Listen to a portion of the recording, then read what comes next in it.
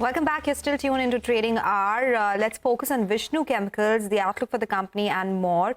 Siddartha, the Joint Managing Director at the company, is joining us now to answer a few questions on what demand is looking like right now. Siddartha, good morning. Thank you so much for joining in. Well, Q2 did see some impact of some shutdowns. There were freight costs which were higher. Tell us how Q3 has panned out so far. We are towards the end of Q3 as well. Did things look better versus Q2? What about volumes, both in your barium and chromium segments? Did they see a recovery? Good morning, Sonal. Thank you very much for having me. I can share with you what we are witnessing now is this better visibility over the last few quarters. What we have seen visibility when I'm talking about in terms of order book visibility, in terms of the raw material cost, visibility in terms of operating levels at the plant, and we are quite positive in this quarter as well as the quarters to come, because we are seeing a lot more visibility both in terms of domestic market as well as the export market, I would say. But the freight rates had gone up quite a bit, I think 70% in Q2. Is it still, how much higher has it gone, say, in Q3 so far compared to Q2 and compared to a year ago? And is that pressuring your exports? It did. Over the last 2 quarters, there has been impact on the sea freight. The freights towards the west have increased by 5-folds post Red Sea crisis. But the good news is the freights have corrected quite a bit, not back to the Red Sea levels, but more at a workable levels where we are able to pass on those freight increases.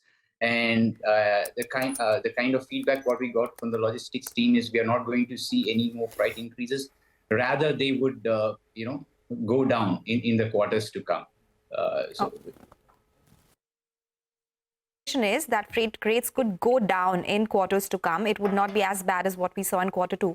So Siddartha, if you can quantify what was the growth in the first half in both your exports and domestic business, and if you'll be able to improve onto that, because exports were under pressure, right, because of the geopolitical issues. Do you think second half growth will be much higher? If yes, by how much will you improve?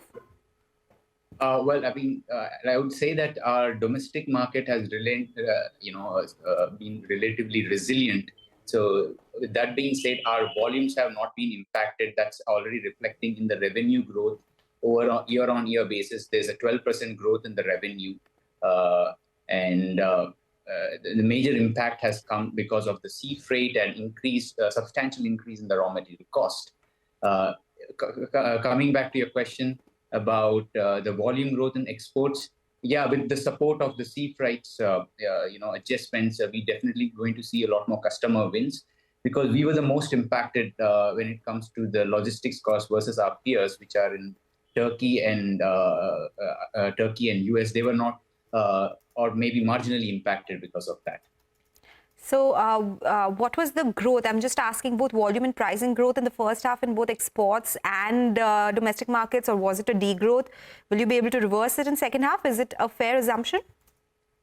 To look at it, there's a significant volume growth in our barium business, and we are, as we move towards the Q4, we are even more positive. Within this year, we're going to see almost 20-25% of volume growth in the barium business, and revenue growth over 50% over the last year. And this is going to continue in the years to come. In terms of our chrome business, we are expecting a volume growth of close to 8% and a value growth of close to 10% in the FY26. Okay. You had made 2 acquisitions, one in the chrome space itself, the other one was in the pharmaceutical company. Tell us, by when will that get commercialized? When will it start contributing to your revenues? Did you have to take up some debt or fundraise for this? So we have signed a definitive agreement to acquire a coal mine in South Africa. This decision, there's quite a bit of rationality behind it. This is something which was on the horizon for over 15 years now, and we are glad that finally it's happening. And we'll be on ground mining and operating the processing plant in the next 6 to 9 months from now. With this acquisition, we have the raw material covered for the next 30 years.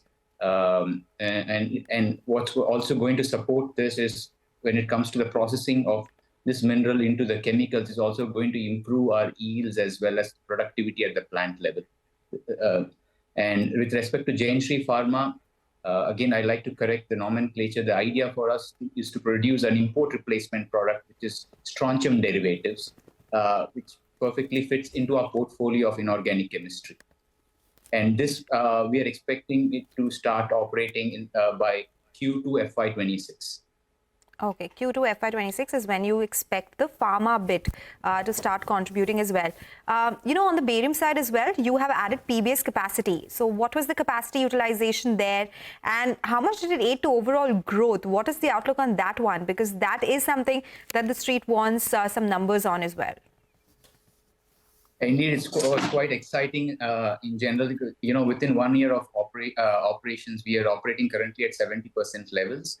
And we're expecting it to go up to 90% during FY26. There is a volume growth and also there is a value growth, given that it's a complete import replacement. And we have got approvals from all the major paint companies in India and outside India. Okay, all right. Siddartha, thank you so much for joining in. A lot more questions, but we are out of time, so we'll take it up some other time. We'll speak to you after your Q3 results for more details on the outlook as well. With that, it's time for a break. When we come back, we'll get you more on the markets on the other side. Stay tuned for that.